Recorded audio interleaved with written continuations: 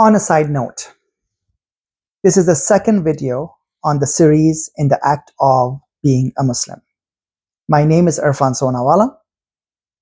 In this video, I would like to touch on the question of who I am but mostly why have I started this series. Let's go to the most important part. Why have I started this series? I named it on the side note just because it's not related to the primary concept, but it lays out my thought process. There are few factors that related to it, that why have I started it. First, multiple Muslims and believers from other religions alike are no longer identifying themselves with their religion of birth and calling themselves non-religious. I don't think conversion is the right term for it, but regardless of whatever we call it, it is going to be way more common in the next few decades and will affect my children and various other generations afterwards. I'm not here with any apologetic approach to pacify them or stop them. I'm just going to attempt to show the religiosity present in the very non-religious positions, even secularism, or when we use the word science. It's not always devoid of religion. I will be talking about it in relation to the works of various good anthropologists like Talal Asad, philosophers like Zizek, Bruno Latour, and the philosophy of science. Amazing work. I'll be talking in the context of that. And of course, I'll be interpreting it in the light of Quran. Before I move to my second point, a lot of Muslims would think that I am performing a religious duty, as they think that those who are moving away from Islam are on the wrong path and I'm stopping them. Actually, that is not what I'm intending to do. I'm merely trying to identify how religiosity is present in the non-religious positions and various ideologies. And on the other hand, I will also be identifying how the contemporary ideologies that are considered as fundamentally non-religious are present in the strictest of religious positions today. And this was completely different in the practices and beliefs of Islam, Hinduism, Buddhism, and many other religions just a few centuries ago, or just, as I would say, just a century ago. Secondly, I would like to present the politics behind the contemporary discourses, putting all religions in some sort of a pigeonhole and using that to curate in the matter as a matter of past, that is merely lingering on in the present time without having its need. In this politics, religion gets separated from faith and faith from spirituality to initiate another genre of faith, maybe, or beliefs, or even the idea of self that gets constructed in an entire different new format in the current times. I will be attempting to understand that politics, not claiming it as if I know, and rather trying to understand myself, thinking about it. What will happen in the next few decades if the traditional religions are frozen and curated as a matter of past and not as a living, functioning system? What it make it is that the present time, as if we are living in the past, in the curated past religions in the present time, as if we are living in a museum. Third, I would like to surpass the Islamic studies approach in academia towards religion. They treat as the matter of past and not as a current living practice. Our academia has no problem talking about Ibn Sina or Ibn Rushd as Muslim thinkers, which of course, right, it is right, they were the Muslim thinkers. But what these thinkers did was to respond to the issues of their time with science, and knowledge available to them in the light of their beliefs, which is also bound to the time. This is why they were known as New Platonic Muslim thinkers. And why is it that none of the Islamicists are doing the same today? Why can't we talk about, I don't want to say none of it, I'm sure there'll be some which I haven't heard of or haven't read much.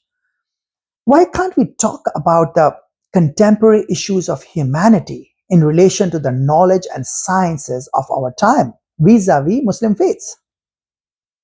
Why are we not attempting to rethink Islam in the present time as Farabi did? In the academic world, there are many who would study Muslim cultures in the present time, but not rethinking Islam in the present context. There are a few good thinkers of my teacher, Muhammad Arkoon, of course, the late Muhammad Arkoon, who did a good job. And why is that we are not thinking in those terms, rethinking Islam in the present context? Probably the reason is that the most of the Islamicists consider Islam as fixed and given to the present time as a closed corpus, which is not open. It's not open to interpretation, it's not open to change. Fourth, most of the religious Muslim ulama and even a few Islamicist teaching in universities talk about what is Islam as if it is one unit. It is not merely an assumption of monolithic form of religion that is problematic. Also, how religious beliefs and practices of our present time are expected to be monolithic as a singular religion. I will be investigating in the next few videos if this bounding to certain singularity of religion is an age-old Muslim practice, or is it a set of modern ideologies that creates an ideological consensus to have this monolithic form? What is the nature of this ideological consensus? I would be comparing it, this ideological consensus, vis-a-vis the rules and marks of piousness or piety, like having a black mark on forehead to show sujood and mark of prostration, and having the ankles exposed following sunnah or wudu, the ablution for prayers in certain fashion, etc. Are these the signs of ideological consensus, or it's a nonverbal confirmation maybe? Or are these the tactics to create standard of excelling from each other through stricter practices and styles to create an ideological consensus? Are these the stylistic ideological consensus appears as an alternate when the methods of appropriate research are absent from the common methods to construct knowledge? We know that with these stricter practices, they create ever increasing close circle of Islam to create validity to their ideologies. In opposition to this approach, I would like to frame the approaches and methods that are appropriate to constructing knowledge, that is open-ended and allows to be re-questioned with better approaches and new information and evidences. It's just open. It just keep investigating itself. It just keep doubting itself and reconstructing itself in a newer context. Fifth, almost all Muslims believe Quran to be true, and that retains true in the same fashion throughout the history. So it's first, we don't know what the truth in this claim is. I'm not saying it is not, the belief is wrong or whatever. I'm saying first, we don't know what the truth in this claim is. Instead, how about we start from, I don't know anything about Quran. What I do know is that Quran is certainly a historical text, but how to read it and take meaning out of it is not easy. A lot of Muslims take Quran as an almanac that describes facts before we realize it. As if all the scientific and other research are just to prove what Quran has already mentioned. I recommend starting from humility. That is, I don't know. What I do know is that I have a textual corpus that is given to me, which is certainly historical and most probably goes very close to the time of early Islam. In this series, I will try to study Quran from the etymological study of each word mentioned within the Quran. In other words, or within the context of Quran. So in other words, I won't assume the meaning of the words as we know it now in modern Arabic, rather how it is used within the Quran. Probably I should create another video on my approach to Quranic studies, and it will not easy, but I will create that. On Quranic studies and early Islamic studies, I'm very happy to see some very interesting works of few young researchers and academics who have iconoclastic approach to the traditional structuring of the history of Islam. For example, the works of Ahmad al-Jalad, who has worked on the linguistic analysis of Quranic Arabic vis-a-vis Syriac or part of Aramaic, Greek and Hebrew. Then there are other very good researchers and professors, Gabriel Said Reynolds, Shadi Nasir, Tommaso Tesi, Sean Anthony, and a few other contemporary researchers have some very interesting approaches to the history of early Islam. Furthermore, some very interesting archaeological works and theories are presented in the last few decades, including the person who is not a university professor, but his works on Petra has answered a lot of historical gaps in the early Islam. I'm talking about Dan Gibson. As a Muslim, I won't just deny and shun any of their research. Even when it is different from what I have been taught, I can't shun it. I rather openly consider all evidence and their theories in the common search of historical and Quranic understanding. And this is what in the act of being a Muslim requires. The search for evidence for approximating the truth. I call it approximating the truth. Sixth, throughout this video series, I would see faith, religion, beliefs in a normative fashion, as if these are part of natural human life.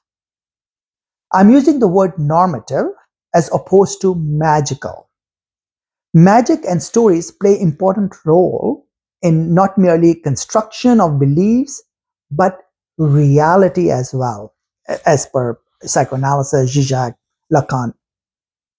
And it is important to analyze those stories psychoanalytically, epistemologically, and anthropologically. But to really believe those stories as historical facts is not a normative approach. But having such beliefs of magic is of course normative. In other words, I consider the belief in these stories is normative. But believing in it as historical facts is not normative. In such normative approach, we have to see how beliefs are adopted, changed, adapted, reconstructed throughout the time. Even Quran has to be studied that way. We can't think that the words used in Quran were novel and not understood at the time of Prophet Muhammad. The people of that time knew what Quran was saying. At least it only makes sense to think that way. They knew the word Rahman and Rahim. They knew the word and what it meant even before Prophet Muhammad. Probably people have used those words with other gods. Like Hubal or Dushera had this attribute of Rahman to them. Or Rahim may be used with another goddess like Allah. But we don't really know. And it is okay if that is true, as that is certainly probable. So, is it really difficult to comprehend that Bismillah Rahman Rahim was used maybe with little variations before Prophet Muhammad? The important part is search for historical evidences is essential for Muslims. But let's not consider that as a threat to one's belief. It is not a threat to us. It's not a threat to beliefs. It is the search. It is the research. It is the evidences. It is required for us to do. And that's when Quran says, وَيُتَفَكِّرُونَ, to the people who think. Our beliefs reside in the present time, relevant to our present lives. And it is not our responsibility to fight with anyone to protect Allah or Prophet. They know they don't need our protection. Let's create humility that we are nothing and they don't need our protection. Seventh, these videos are the evidence of my attempt to constructing knowledge. When I'm starting my search with the realization that I don't know, it doesn't mean that some fundamentalist can raise his hand claiming that he does. He doesn't know either. No one does. And no one should begin with that, their research with that I already know. Once I go through the knowledge constructing process in these videos, I would propose my assumptions and construct my theories within certain contexts. If I am theorizing at one time about something, doesn't mean that I will stick to it in the next session. From one context to the other, and one discipline to the other, I will challenge my own theories. And this is precisely the search of knowledge is. So answering who am I? I am nobody. As being a Muslim requires, the search itself starts with nobody. I do not seek authority from any degree or teaching in any university. Neither you can find books up here behind in my videos. So I am not visually suggesting the viewers that what I'm saying is coming out of reading all these books. I'm just a regular Muslim who is going to attempt to understand what it means to act as one. I'm a Muslim who is just not ready to throw away faith as irrelevant. In fact, I'm not even sure if it is even possible. I may reconstruct a part of my faith throughout these sessions, but I don't know the ultimate form of it. It is an open-ended thinking process. I just attempt to rethink each and every aspect, constructing knowledge for myself and guiding my next generation to do the same. If it helps my viewers to achieve clarity, they are welcome to listen to my thought process, but I would recommend them to challenge it in newer and different scenarios and disciplines, as I will do it myself.